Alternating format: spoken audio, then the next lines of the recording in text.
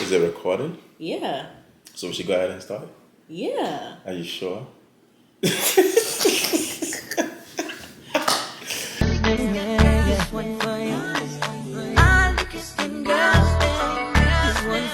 on the beat, boy. Kelly on the beat, boy. All right, let's kick it off. Well, good evening. Thank you for joining us. First of all, this is my channel. Hi guys, and welcome back to my YouTube channel. Like, why is he trying to talk to you guys like he owns his channel? Thank you for tuning in. I hope you guys enjoy this video. Please comment, like, and subscribe. And now you can continue. Either way, welcome again. And of course, Catherine, thank you for the opportunity to be on your channel. So we're just going to have a quick conversation.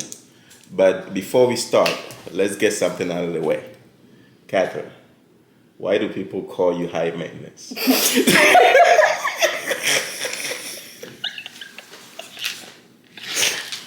Are you serious? First of all, I'm not high maintenance. I'm just like every other girl. I like to get my nails, my lashes, my feet, my hair done. You know, that's typical girl stuff. And I just feel like if you're a girl, no hate. No hate to the girls who just like to be calm and collected. Because, you know, sometimes I have my days. But no, like, I feel like every girl just needs to, you know, every girl has something that they like to get done. So high maintenance is a good thing. It's not a bad thing. I'm basically. not high maintenance though. All I'm right. a typical Thank you for explaining. girl.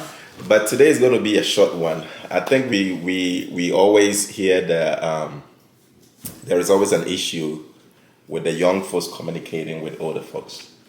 What is your take on that? My take? Yeah. It's not hard communicating. Okay, let's take my parents for example. It's not hard communicating with my dad because I feel like he's more easygoing, and I think that's where I get that goofiness from his side.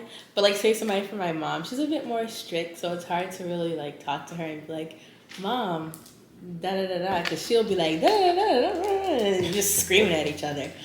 But in the African community, I think it's hard to talk to adults because I kind of feel like they undermine. Is that a correct word? They undermine our feelings or what we have to say. They don't really take they don't take our input into consideration. Like, yeah.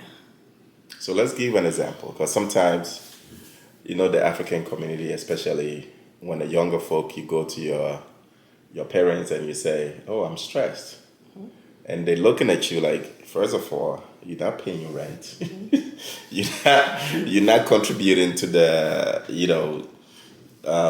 to the bills in the house.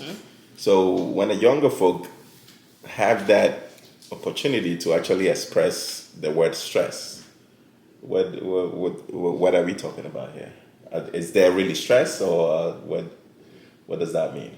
I feel like there is stress. Okay. It just depends. No, it doesn't depend. I feel like there is stress. Everybody is stressed out in different ways. And like I said before, basing it off the African community.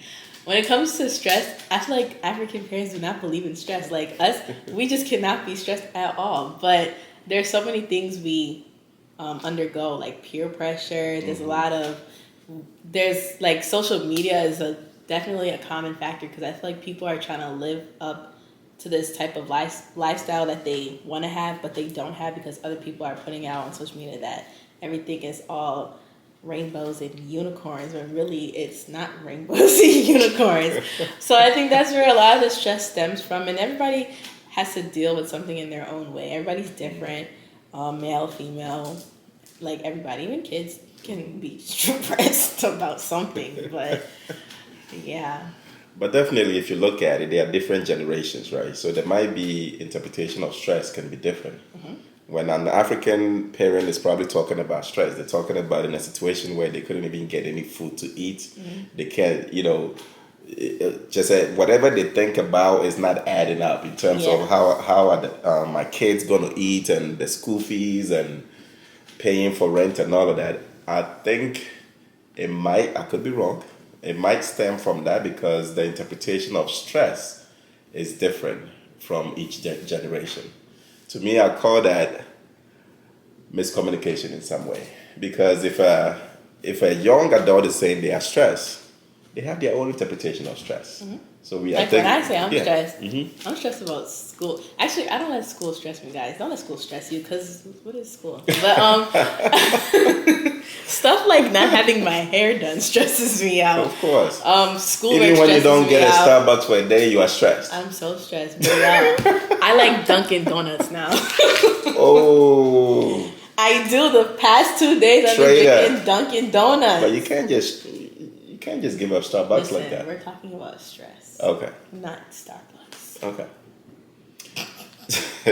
So now to make this interview a long one, what are some advices that you want to give if you had the opportunity to speak to a young lady or a young person in terms of this communication gap that we are talking about?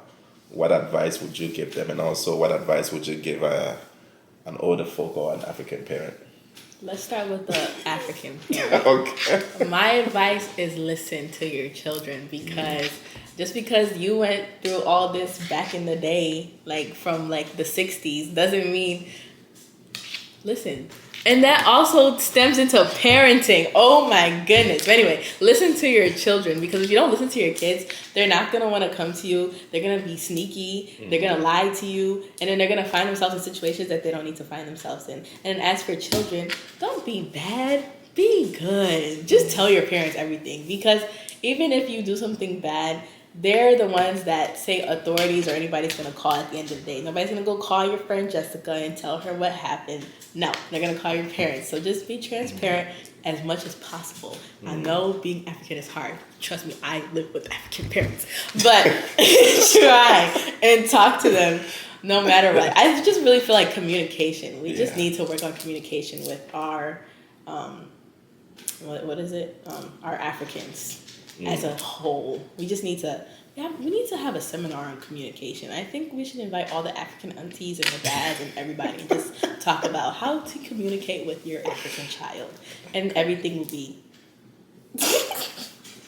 smooth. I think. I mean, it will help. I think one advice I'll give is I don't think either side, whether younger folk or the older folk, we shouldn't give up quickly, right?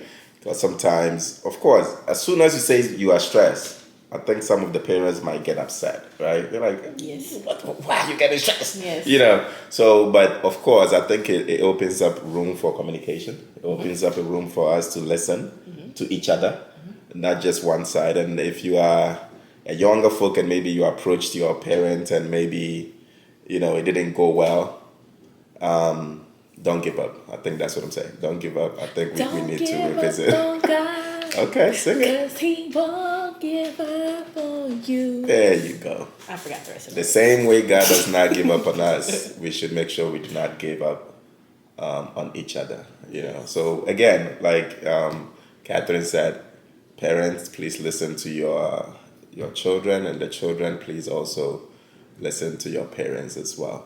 Parents might come out a little harsh, but we should understand because of the the way we were brought up and stuff like that. But I think more parents can have that opportunity to make sure they tone it down so we can actually hear, not just we have to really listen and pay attention. Yes. And it goes both ways. And I think this is a great conversation. Thank you for the opportunity, Catherine. And thank you for watching us. It is your show. You can end it. Oh, now you don't want to end it. Anyways, thank you guys for watching. This is my dad. Big Mo in the house. But yes, thank you guys for watching. I hope you guys enjoyed my video. Please like, comment, subscribe, and let me know what you want to see next. Yes. Toodles! So where you went in a war bapo. Touch it, I watch it, and Obi kuno wako cheno, and a woo boo pan. Saka wasika na wo chele. So for waji ya duru na senji dene. Oba, oba, oba.